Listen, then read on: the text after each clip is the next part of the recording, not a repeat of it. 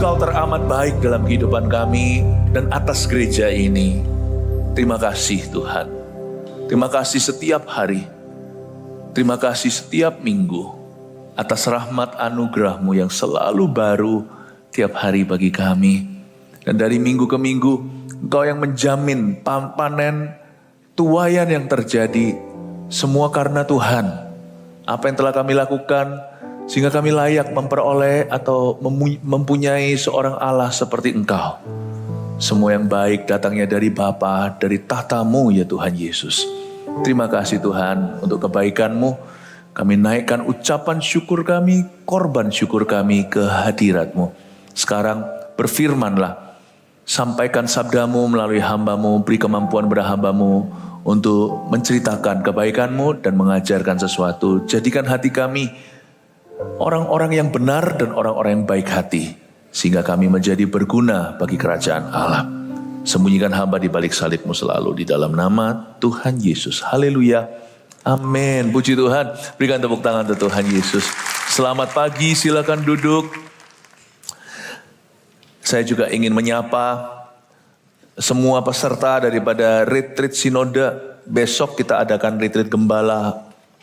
Seluruh GMS di mana-mana semua datang ke sini. Kalau pesertanya sudah akan tersebar di setiap ibadah, yaitu para hamba-hamba Tuhan dan gembala-gembala. Kita kasih welcome home dulu untuk semua yang coming home, yang peserta-pesertanya. Saya nggak perlu minta angkat tangan, sudah pasti ada di kiri kanan Anda. Kasih tepuk tangan untuk mereka. Puji Tuhan ya. Sebelum saya menyampaikan firman Tuhan hari ini, saya membawa sebuah laporan singkat tentang misionaris-misionaris yang kita utus kemana-mana. Ya, dan ini terus berkembang, tidak berhenti sampai di sini saja, tapi ini rangkuman sementara supaya Anda melihat, supaya jemaat mendapatkan reportnya, berkat dukungan doa, bahkan dana, sehingga kita bisa utus hamba-hamba Tuhan di tempat di mana ada jemaat, belum ada gembala sidangnya. Mari kita saksikan berikut ini. Tidak slow down sampai 1000 gereja berdiri, 1 juta murid terjadi.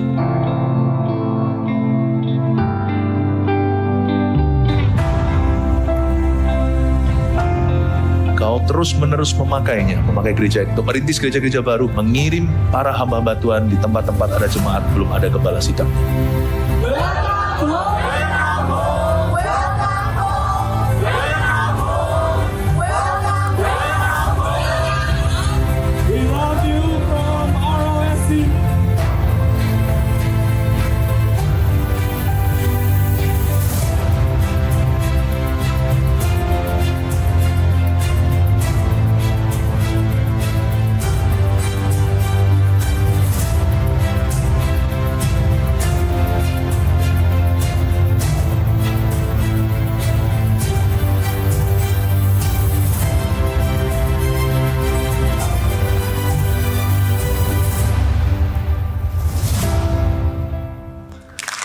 Haleluya. Thank you untuk dukungannya. Mari kita terus mendukung misi Yesus Kristus di atas muka bumi melalui GMS terutama. Haleluya. Siapa yang belum dapat buku ini? Nanti dapatkan ya. Ditulis oleh seorang pengusaha, Son of the Vision, oleh Pastor Adrian Sarwono. Yang belum memperolehnya bisa angkat tangan. Ada yang belum dapat? Saya kasih 1. Ya. Nanti kalau mau tanda tangan jangan ke saya, itu orangnya di sebelah sana. Haleluya. Sepanjang hari ini kita akan soul searching.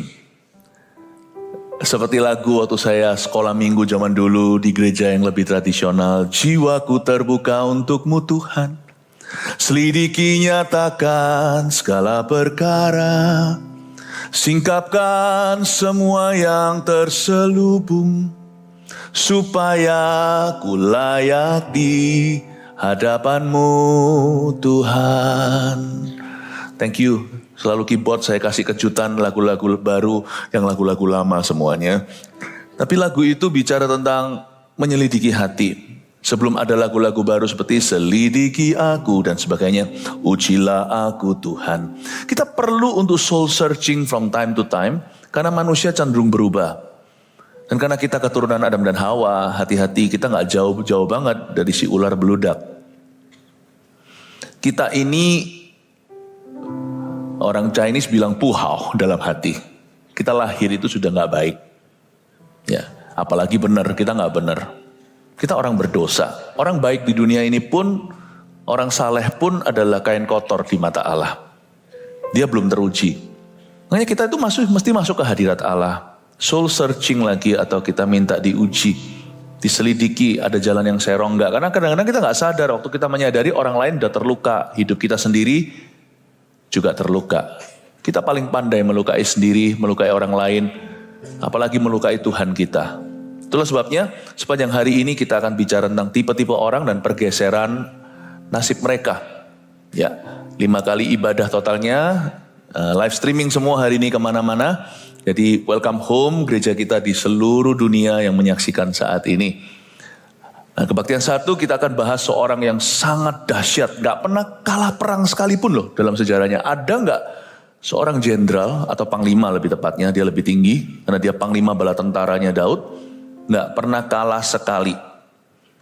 Ini Mike Tyson aja pernah KO di ringnya. Kalau di dalam cerita perang China juga ada jenderal-jenderal luar biasa. Itu kan jadi film hari ini. Ini gak pernah kalah nih si Yoab. Tapi orang ini akhirnya mati mengenaskan. Nasibnya bergeser. Karena Tuhan tidak berkenan dengan orang yang loyal pada dirinya sendiri. Kita akan buka bersama-sama 1 Raja-Raja pasal yang kedua. Ayat 5 sampai 6. Lalu ayat 28 sampai 34. Kita akan Bible study sedikit hari ini. Karakter study ya namanya, atau kita akan belajar beberapa karakter di Alkitab. Menarik sekali, nanti setiap ibadah tidak akan ada comparisonnya dengan ibadah yang lain. Ayat 5 saya baca. Dan lagi engkau pun mengetahui apa yang dilakukan kepadaku oleh Yoab, kata Daud kepada Salomo, anak Seruya itu, apa yang dilakukannya kepada kedua panglima Israel, yakni Abner bin Ner dan Amasa bin Yeter. Ia membunuh mereka dan menumpahkan darah dalam zaman damai, seakan-akan ada perang, sehingga sabuk pinggangnya dan kasut kakinya berlumuran darah. Maka bertindaklah dengan bijaksana, dan janganlah biarkan yang ubanan itu turun dengan selamat ke dalam dunia orang mati. Kita lihat sekarang ayat 28 sampai 34. Ketika kabar itu sampai kepada Yoab, memang Yoab telah memihak kepada Adonia sekalipun ia tidak memihak kepada Absalom. Maka larilah Yoab ke kemah Tuhan lalu memegang tanduk-tanduk mezbah. Kemudian diberitahukanlah kepada Salomo bahwa Yoab sudah lari ke kemah Tuhan dan telah ada di samping mezbah. Lalu Salomo menyuruh Benaya bin Yoyada, pergilah, pancung dia. Benaya masuk ke dalam kemah Tuhan serta berkata kepadanya, beginilah kata raja, keluarlah. Jawabnya, tidak, sebab disinilah aku mau mati. Lalu Benaya menyampaikan jawab itu kepada raja, katanya, beginilah kata Yoab, dan beginilah jawabnya kepadaku. Ketika kata raja kepadanya, perbuatlah seperti yang dikatakannya, pancunglah dia dan kuburkanlah dia. Dengan demikian engkau menjauhkan daripadaku dan daripada kaumku noda darah yang ditumpahkan Yoab dengan tidak beralasan. Dan Tuhan akan menanggungkan darahnya kepadanya sendiri, karena ia telah membunuh 2 orang yang lebih benar dan lebih baik daripadanya. Ia membunuh mereka dengan pedang, dengan tidak diketahui ayahku Daud, yaitu Abner bin Ner, panglima Israel, dan Amasa bin Yeter, panglima Yehuda. Demikianlah darah mereka akan ditanggungkan kepada Yoab dan keturunannya untuk selama-lamanya. Tetapi Daud dan keturunannya dan keluarganya dan tahtanya akan mendapat selamat daripada Tuhan sampai selama-lamanya. Maka berangkatlah Benaya bin Yoyada, lalu memancung dan membunuh Yoab. Kemudian dia dikuburkan di rumahnya sendiri di padang gurun. Sebenarnya Yoab ini bukan orang jahat. Tapi karena dia loyal pada dirinya sendiri, dia akan halalkan segala cara. Pamannya yang juga adalah Raja Israel, yaitu Daud, karena Yoab itu adalah anak saudara perempuan Daud. Daud itu kan yang sulung, cowok yang sulung nomor 8. Ternyata dia punya sisters, tidak tahu lebih tua atau lebih muda, saya belum cek, cici atau adik. Nah ini anaknya, jadi dia kemenakan. Yoab ini nggak jahat seharusnya. Tapi kalau Daud disebut sebagai a man after God's own heart, dia punya julukan tuh bagus sekali. Bahasa Indonesianya agak beda tetapi saling melengkapi. A man after God's own heart dalam bahasa Inggris itu artinya orang yang ngejar hati Tuhan, bukan ngejar kemauannya. Loyalnya itu kepada Tuhannya. Sedangkan di dalam bahasa Indonesia disebut sebagai orang yang berkenan di hati Allah. Betul lah, sama-sama. Tapi kalau Yoab bukan a man after God's own heart, a man after his own heart. Kalau Yoab itu adalah orang yang ngejar hatinya sendiri. Gua mau apa, gua harus dapat. Ini orang yang strong will. Ini kalau baby, kalau dia lahir, hari itu dia mungkin sudah rampas susunya, minumannya, formulanya bayi sebelah. Mungkin dia sudah bayi yang kalau punya kemauan keras dari lahir lah. Apa-apa kalau dia ada maunya dia harus dapat, dia akan nangis sampai dia dapatkan. Ini Yoab. Sebenarnya itu kekuatan dan kelebihan. Tapi karena tidak diolah dan tidak dikapel atau tidak dibarengi dengan yang namanya roh takut akan Allah. Karena dia tidak pernah tertulis sekali di dalam cerita, di dalam perjanjian lama, dalam biografi. Gak pernah tertera bahwa Yoab sengaja mencari Tuhan. Dia ini orang militer. Memang dia keturunan Abraham. Tapi gak garansi kan kalau Anda itu ke gereja Anda pasti sungguh-sungguh. Kan bukan juga jaminan kalau Anda itu bahkan anak hamba Tuhan bahwa Anda akan melayani Tuhan. Yoab itu loh gak pernah mencari Tuhan, tuh gak pernah. A man after his own heart.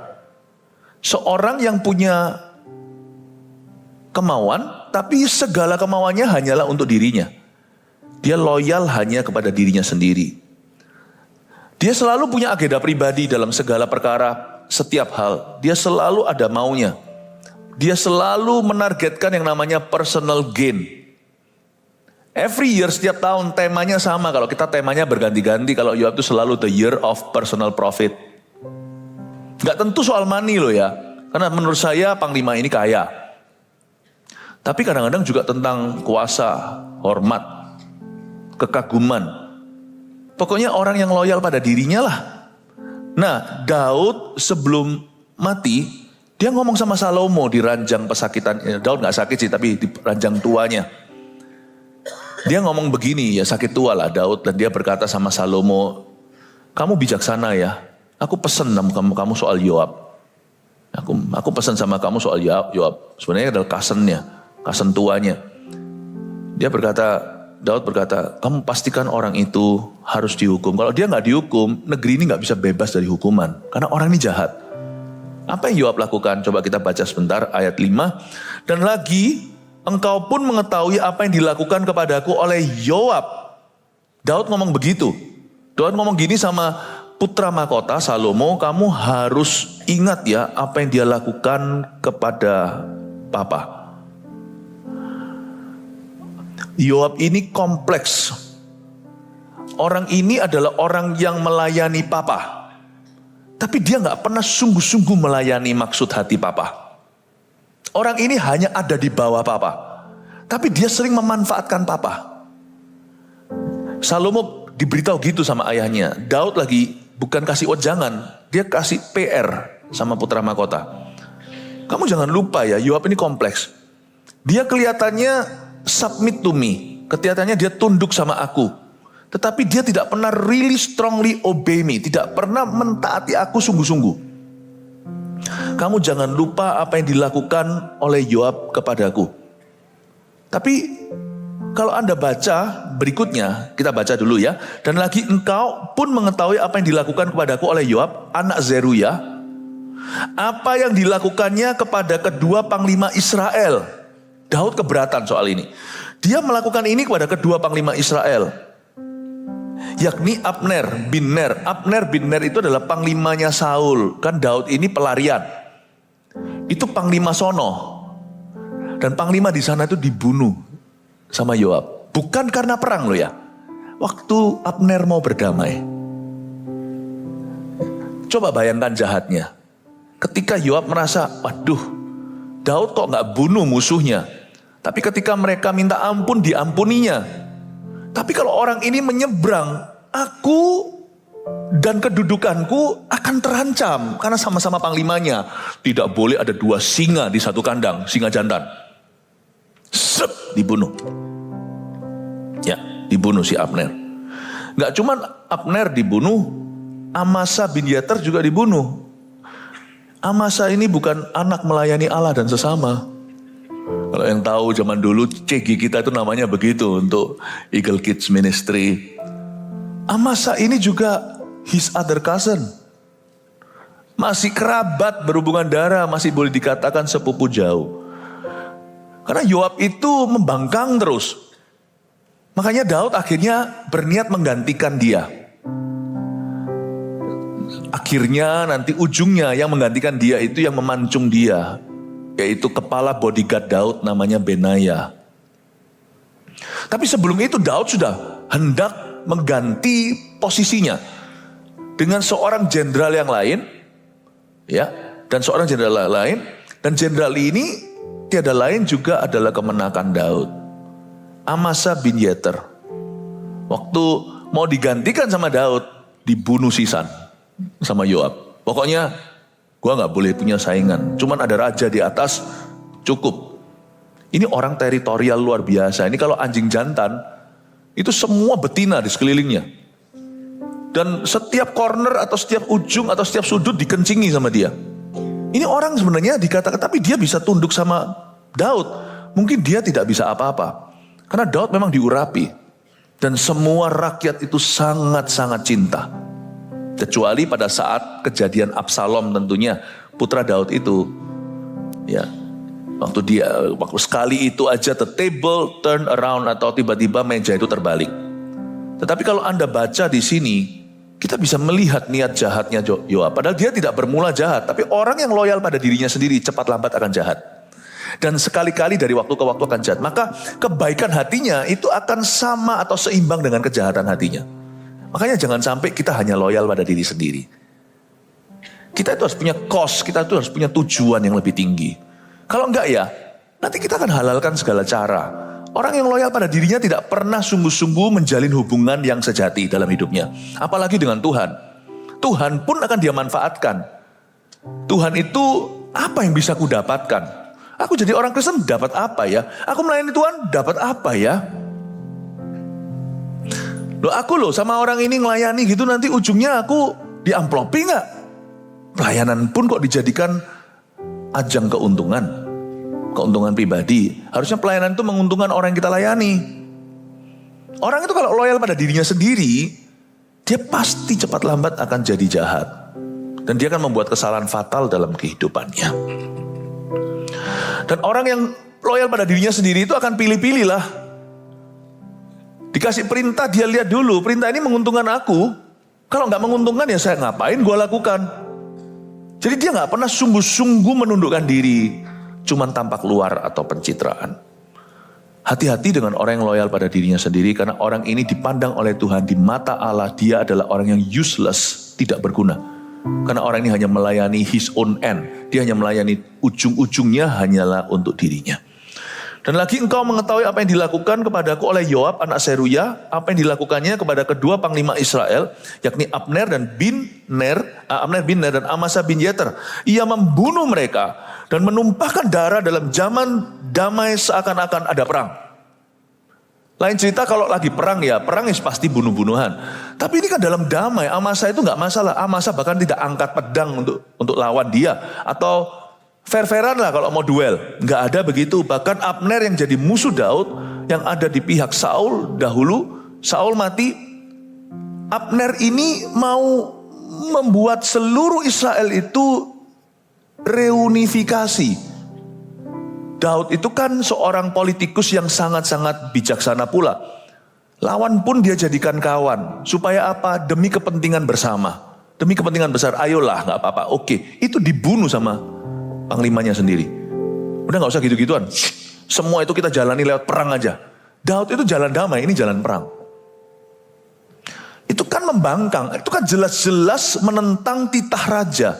Tapi kenapa Daud gak bisa berbuat apa-apa? Kalau Daud apa-apain si Yoab, nanti akan terjadi civil war atau terjadi perang saudara.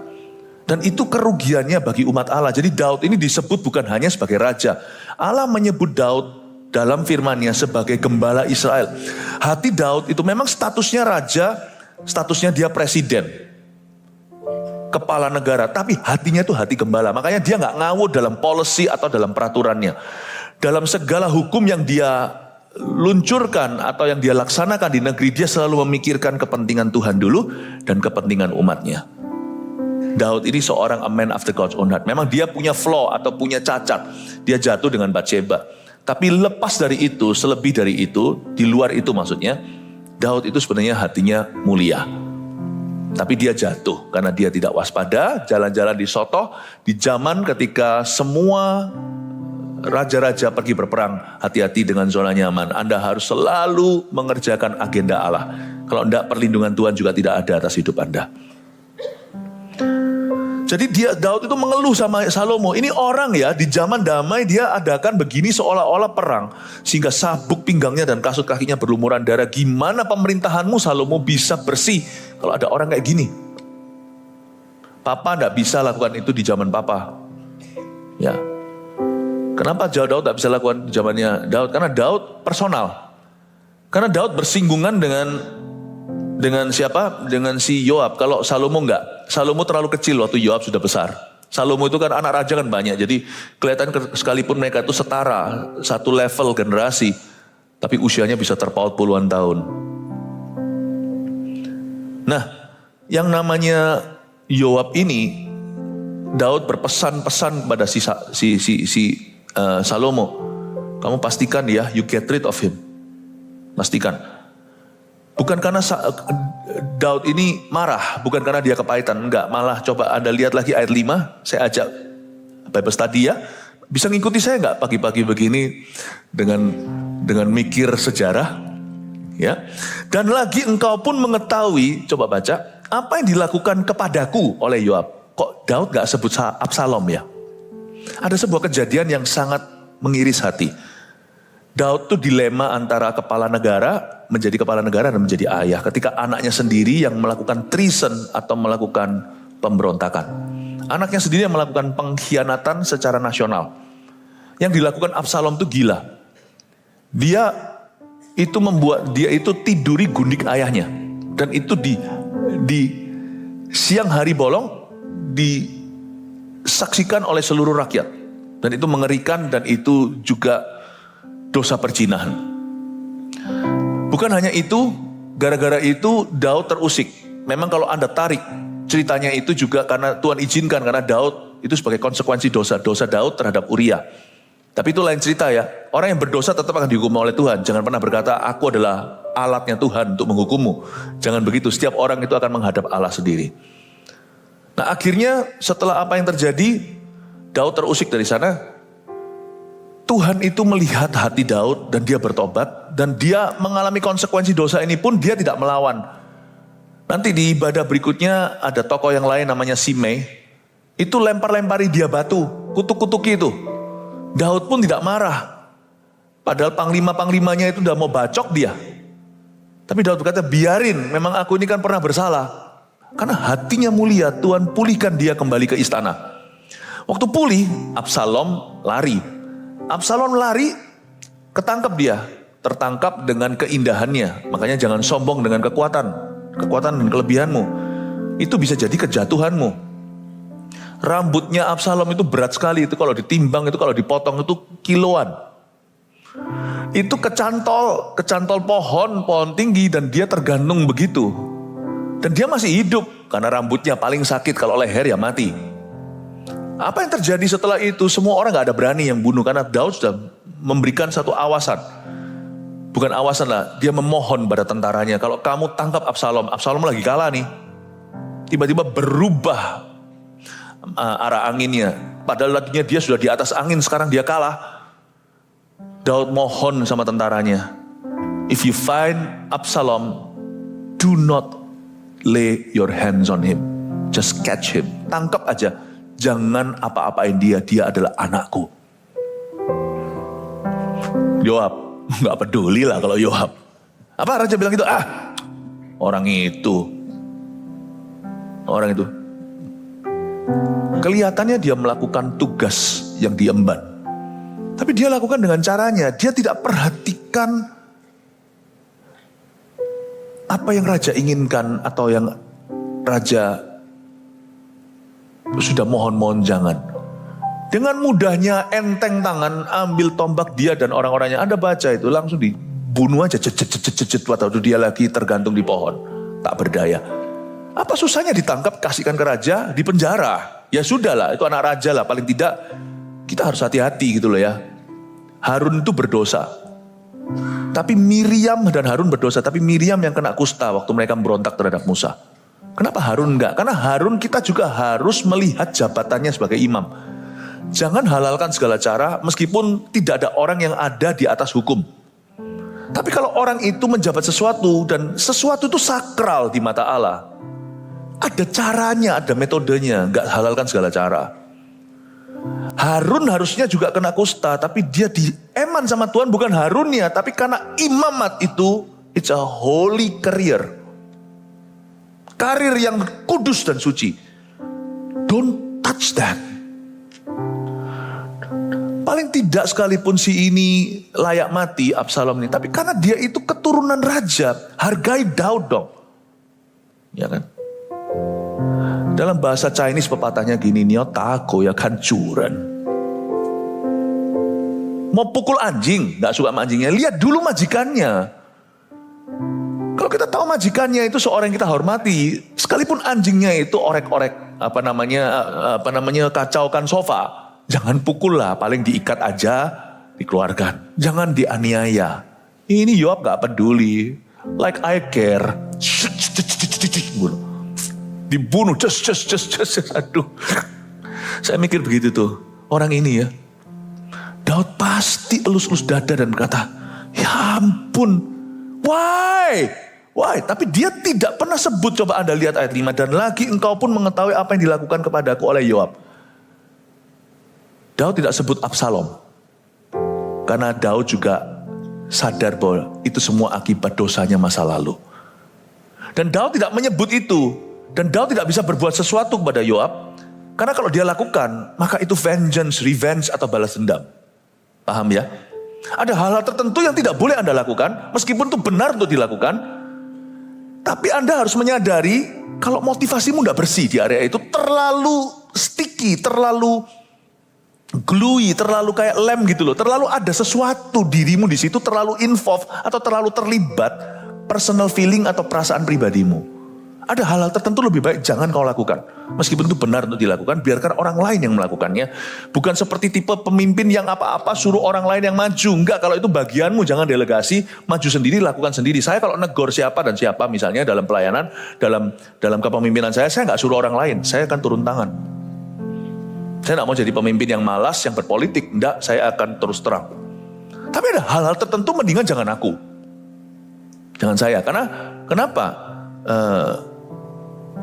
Lebih baik jangan saya. Misalnya kalau ada orang yang gimana sama kita. Wah, kita cukup gini aja lah untuk jaga hati. Doa aja Tuhan ampuni dia. Pokoknya kita jaga hati aja, kasihi. Ya kan? Untuk yang nanti membela diri itu bukan bagianku. Aku tidak harus bela diriku. Itu biarkan Tuhan dan orang lain. Ada hal-hal tertentu lebih baik jangan dari mulut kita. Kalau itu kita sudah terlalu involved di dalamnya. Terlalu terlibat di dalamnya hatinya. Daud berkata, dan lagi engkau pun mengetahui apa yang dilakukan kepadaku oleh Yoab. Berhenti di sana. Tapi ketika itu bersangkutan dengan kematian dua jenderal yang lainnya. Padahal Daud juga enggak simpatik banget. Abner itu panglima musuh. Itu yang kejar-kejar dia dulu sama Saul. Tapi Daud bisa berkata, tapi kalau Abner dan Amasa, Salomo ingatlah. Kalau yang tentang Daud dirinya dia nggak sebut. Dia nggak buka mulut. Tapi tentang orang lain dia buka mulut.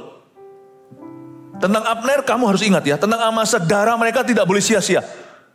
Padahal kalau dibilang Daud lebih cinta siapa? Ya lebih cinta Yoab lah, kemenakan sendiri yang sudah bersama dengan dia berjuang. Tapi dia bisa belas kasih terhadap Abner. Jangan kita itu bias. Kebenaran dan kebenaran. Darah dan daging lain lagi. Darah dan daging kalau tidak benar juga tidak bisa kita memihak. Apa yang dilakukannya kepada kedua panglima Israel yakni Abner dan Amasa? Kamu harus ingat ya Salomo. Papamu tentunya itu keponakan, itu cousin jauhmu. Kokoh padahal mestinya abang tetapi usianya seperti paman. Papa tentunya lebih care, dia keluarga. Tapi gak benar ini terhadap Abner. Sekalipun dia musuh, tapi dia datang dengan damai, dibunuh begitu kayak anjing aja. Kamu harus ingat loh ya, kamu harus ingat. Sepupumu itu lakukan itu. Kamu harus ingat, nanti waktu kamu memerintah. Tapi tentang papa, waktu dia gimanain papa, banggang terus segalanya, lu gak usah ingat. Cuman ingat aja ini, papa halus dada dan berkata, kamu harus tahu bahwa orang ini puhau, gak baik. Tapi tentang dirinya dia gak cerita. Tentang orang lain dia beritahu, kamu harus ingat. Saya lihat hati Daud di sini. Nangkep ya ini ya. Dan kalau Anda baca ini, Anda bisa mengerti betapa not evil lah ya. Kalau evil itu kan jahat ya. How bad was the heart of Joab. Betapa buruknya hati Yoab. Kalau Anda kira orang sukses itu dikenan Tuhan, gak tentu. Ini orang yang gak pernah kalah perang. Yerusalem pun dia rebut. Ceritanya cikal bakal dia jadi panglimanya Daud itu gimana? Ceritanya. Karena dia bisa menaklukkan Yerusalem yang menjadi kota Daud. Tapi kalau Anda baca gimana dia ngomong sama Daud, ayo cepat datang sini, nanti jangan-jangan orang lain bilang aku yang dinobatkan gitu ya. Ini mahkota, datang ke sini langsung. Cara manggil Daudnya pun tidak dengan respect Jadi orang ini adalah duri sebenarnya di dalam dagingnya Daud. Nanti aja ibadah-ibadah berikutnya saya jelaskan kenapa sih kok Daud tuh izinkan orang begini ada di pemerintahnya. Anda akan terkejut alasan yang saya temukan. Untuk kita bisa menerapkan dalam kepemimpinan kita bahwa tidak semua yang ada di sekeliling kita, di bawah kita, berada di dunia kita itu harus orang-orang yang cocok dengan kita. Belajar dari Daud lah. Tidak harus. Miliki hati yang seperti Daud, hati yang besar. Mari kita lihat sedikit ayat 6. Maka bertindaklah dengan bijaksana dan jangan biarkan yang ubanan itu turun dengan selamat ke dalam dunia orang mati. Sekarang kita lihat ayat 28-34. Saya jelaskan beberapa hal lalu saya kasih poin-poin seperti biasa sederhana untuk Anda bisa terapkan dan bawa pulang. Siapa yang masih bisa mengikuti saya? Puji Tuhan ya. Praise the Lord. Ketika kabar itu sampai kepada Yoab ayat 28. Ini sekarang ceritanya sudah beda ya. Ini sudah episode 2. Yoabnya dikejar. Sekarang Yoab dalam bahaya. Akhirnya dia mati. Yoab ini memang dia tidak memihak ke Absalom, tapi dia memihak ke saudara Salomo yang lainnya yang mencoba untuk rampok, yang mencoba untuk merampas tahta yang tidak diberikan kepadanya. Ini kita kayak masuk ke dalam sebuah drama kerajaan ya. Ini masuk ke sinetron ini, benar-benar ini hari ini kita belajar sesuatu kayak drama Korea gitu ya, itu banyak seluk-beluknya ya. Ketika kabar itu sampai kepada Yoab, memang Yoab telah memihak kepada Adonia. Ini kokonya Salomo. Sekalipun ia tidak memihak kepada Absalom, kokonya yang lain lagi, semua dari mama yang beda. Maka larilah Yoab ke kemah Tuhan lalu memegang tanduk-tanduk mezbah. Saya mau ketawa loh baca ayat 28. Ketawa bukan sinis, ketawa ini kok. Ya inilah sifat manusia lah. Seumur hidup gak pernah datang ke kemah Tuhan. Gak pernah mampir di rumah Allah. Gak pernah kelihatan wajahnya, bahkan ekornya. Sekali dalam bahaya, dia lari ke rumah Tuhan, ke kemah Tuhan. Ya itulah Yoab. Coba cari ayat di mana Yoab pergi ke kemah Tuhan sebelum ini. Enggak, dia sibuk cuman ya kalau zaman sekarang orang ngomongnya dia sibuk cuman untuk untuk bekerja sih baik ya. Semua hanya demi keuntungan. Everything is just demi cuan. Pikirannya cuma gitu. Tuhan nanti aja lah biar mama aja ke gereja. Mama aja yang ke gereja. Kamu dan mama yang ke gereja. Apa enggak lah, apa enggak. Nanti coba ya lihat ya. Ketika hampir mati atau bisnisnya hampir bangkrut. Larinya kemana coba? Kemah Tuhan lah. Cuman masalahnya ada waktunya itu bisa terjadi. Tuhan menolongmu lagi. Ada waktunya Tuhan akan buat itu tidak mempan kemudian. Tuhan itu punya yang namanya kebanggaan. Kalau kita nggak boleh sombong, namanya pride. Tapi kalau Tuhan punya pride itu namanya glory, itu kemuliaan. Raja lu jangan injak-injak, gimana pun dia tetap raja. Ada satu titik Tuhan berkata, loh kok enak kamu cuma datang begini aja. Yoab datang gak mempan. Dan Tuhan gak berkenan. Tuhan berkata, I have nothing to do with you. Dia lari. Yoab ini gak memihak ke Absalom. Dia bunuh Absalom. Tapi dia memihak ke Adonia. Dia gak pro Salomo. Padahal dengan jelas-jelas Tuhan memilih Salomo. Dan dengan sangat lugas Daud sudah menitahkan Salomo lah rajanya. Tapi Adonia dia bela. Dia membela orang yang salah. Memang orang kalau sudah salah itu akan ujungnya salah kaprah. Maka larilah Yoab ke kemah Tuhan lalu memegang tanduk-tanduk mezbah. Kalau Anda baca ya, tidak usah dibaca semua. Saya aja yang merenungkan, nanti Anda pulang renungkan lagi. Enak kan langsung disuap nutrisi gitu ya. Tapi tolong nanti juga baca Alkitab sendiri. Kalau Anda baca ini, si Yoab itu ikut-ikutan Adonia. Adonia, pertama kali dia waktu memberontak, lalu ternyata akhirnya jadi runyam, rencananya buyar, ya. Tuhan bubarkan itu golongan orang-orang yang tidak sah di matanya. Adonia lari dan pergi ke kemah Tuhan. Jadi sebelum ini kalau Anda baca ayat sebelum-sebelumnya, Adonia yang melakukan ini dulu, dia lari ke kemah Tuhan lalu memegang tanduk mezbah. Dan kali itu mempan. Salomo bilang sama Benaya yang harusnya menghukum dia, ya sudah suruh dia pulang. Dia berkata, aku pegang tanduk ini. Tanduk mezbah itu tempat korban. Tanduk mezbah itu tempat mereka mempersembahkan korban itu loh di atas. Dia pegang itu, aku gak mau. Akhirnya Salomo berkata, ya sudah, gak apa-apa. Suruh dia pulang ke rumah, udah diam di rumah. Jangan banyak ulah. Salomo itu tegas, meskipun dia younger atau lebih muda. Mungkin Yoab ingat, Adonia yang dia bela, gak mati gara-gara itu. Aku juga akan lakukan yang sama. Tapi lain cerita ayat 29. Kemudian diberitahukanlah kepada Salomo bahwa Yoab sudah lari ke kemah Tuhan dan telah ada di samping mezbah. Lalu Salomo menyuruh Benaya bin Yoyada, lain cerita, pergi pancung dia. Execute him, dieksekusi. Kaget dia, Adonia kok mempan, kalau dia gak mempan. Ya gak tahu, jangan mencoba Tuhan aja. Satu waktu Simpson bilang ini rahasianya, dicoba gak mempan. Akhirnya dia cerita, rambutnya dipotong, bangun lagi, dia lemah seperti layaknya semua manusia. Ada satu waktu nanti, and God will not help you anymore. Don't tempt him. Jangan cobai dia. Tuhan itu sabar, maha sabar, tapi dia tidak murah atau murahan. Hati-hati. Kemudian diberitahukan kepada Salomo ini, lalu Salomo menyuruh Benaya, pancunglah dia. Benaya masuk ke dalam kemah Tuhan serta berkata, beginilah kata raja, keluarlah. Jawabnya, tidak, sebab di sinilah aku mau mati. Lalu Benaya menyampaikan jawab itu kepada raja, katanya, beginilah kata Yoab dan beginilah jawabnya kepadaku. Kata raja kepadanya, perbuatlah seperti yang dikatakannya, pancunglah dia dan kuburkanlah dia. Dengan demikian engkau menjauhkan daripadaku dan daripada kaumku noda darah yang ditumpahkan Yoab dengan tidak beralasan. Ada sebuah prinsip yang saya temukan dalam ayat-ayat yang barusan kita baca ini. Seperti Yoab yang seumur hidupnya tidak pernah menggubris yang namanya agama. Saya tidak ngomong soal agama, tapi saya pakai bahasa manusia aja. Tidak pernah menghiraukan yang namanya Tuhan. And suddenly you run to that which you have avoided all your life. When you cling on to dear life.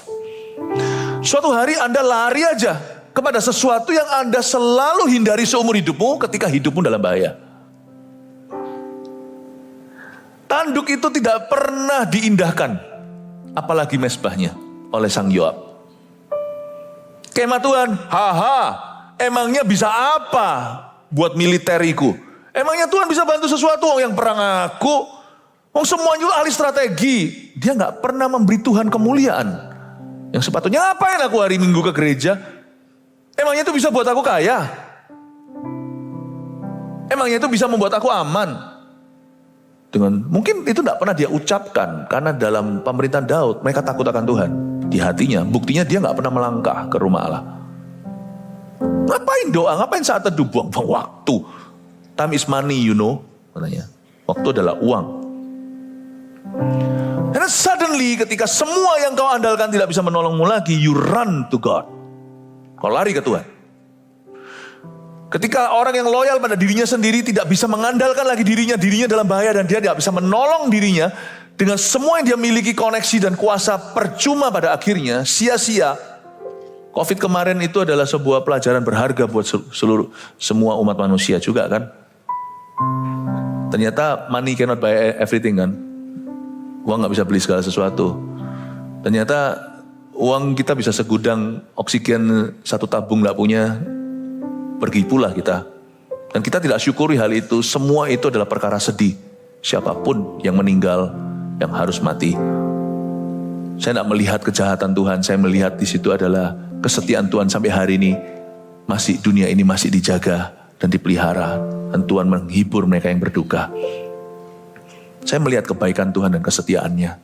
Atas dunia berdosa yang harusnya semua kita itu sudah binasa. Tapi itu memberi kita suatu peringatan yang luar biasa bahwa at some point in life, all you have cannot help you. Only your God can. Hanya Tuhanmu yang bisa. Kepandaian, apapun juga, kita itu bisa menjadi makhluk kecele soalnya kalau tanpa Tuhan. Tapi bersama dengan Tuhan, Tuhan itu tahu yang kita butuhkan. Orang yang loyal pada dirinya sendiri, berakhir ini loh kalau bahasa Surabayanya, nggak tahu bahasa Indonesianya.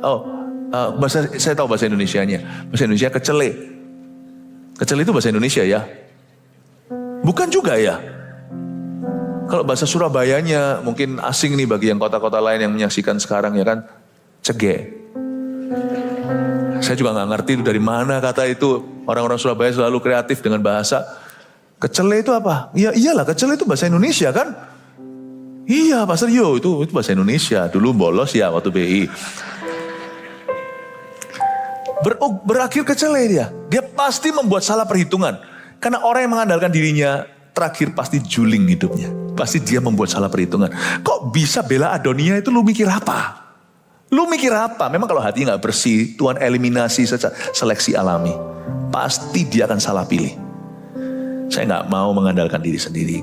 Dan pada saat itu dia kira bahwa tanduk mezbah bisa menyelamatkan dia.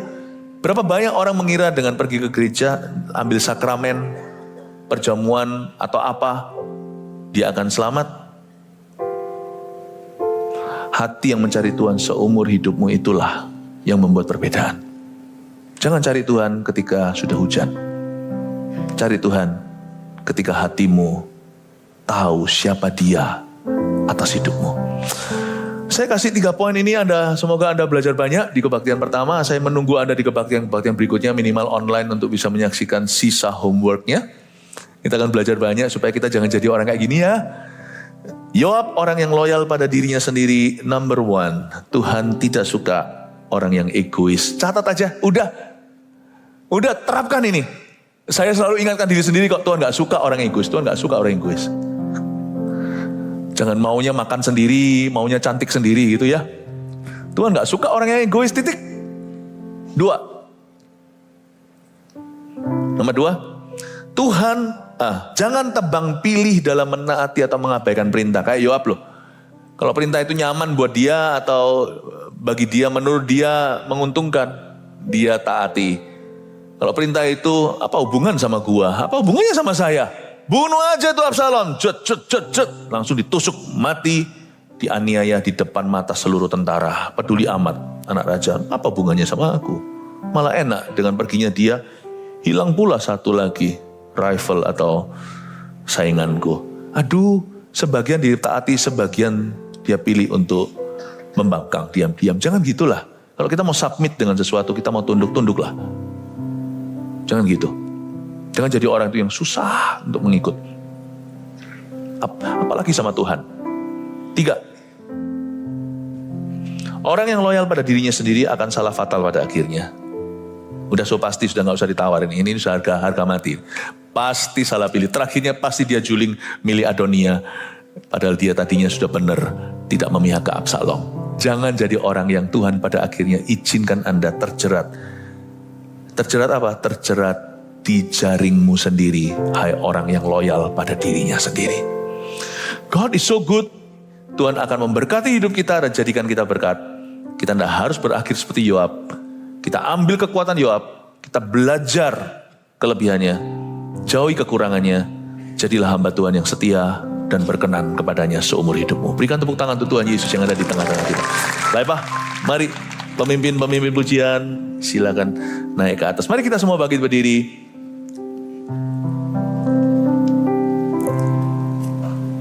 Jesus, we thank you Lord. Thank you for your word. Makasih untuk firman-Mu Tuhan. Dear Holy Spirit, thank you for your truth. Roh Kudus, makasih untuk kebenaran-Mu. Makasih Tuhan.